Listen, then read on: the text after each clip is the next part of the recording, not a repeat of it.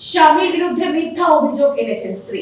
স্বামীকে মিথ্যে মামলায় ফাঁসিয়ে দেওয়া হয়েছে, সামাজিকভাবে সম্মান নষ্ট করা হয়েছে বললেন কলকাতা হাইকোর্টের বিচারপতি সুপ্রতিম ভট্টাচার্য। স্ত্রীকে 1 লক্ষ টাকা জরিমানা করেছেন তিনি। আন্দামানের গৃহবধূ স্বামীর বিরুদ্ধে আন্দামানের 3টে খবরের কাগজে বিজ্ঞাপন দিয়ে অভিযোগ করেছিলেন তার স্বামী দ্বিতীয়বার বিয়ে করার জন্য উদ্যোগ নিয়েছে। এক মহিলার সঙ্গে তার স্বামীর অবৈধ সম্পর্ক রয়েছে। গৃহবধূর স্বামী স্ত্রীর অভিযোগের বিরোধিতা করে কলকাতা হাইকোর্টে মামলা দায়ের করেন। আদালত গৃহবধূর কাছে মহিলার নাম জানতে চান, এমনকি তথ্য প্রমাণ জানতে চান বিচারপতি। মহিলা তখন স্বীকার করেন স্বামীকে ফাঁসানোর জন্যই তিনি এই ফোনটি কেটেছে। মহিলার অন্য পুরুষের সঙ্গে সম্পর্ক রয়েছে। এরপরে গৃহবধূকে 1 লক্ষ টাকা জরিমানা করেন বিচারপতি। স্বামীর সম্মানহানি করায় এই টাকা দিতে হবে।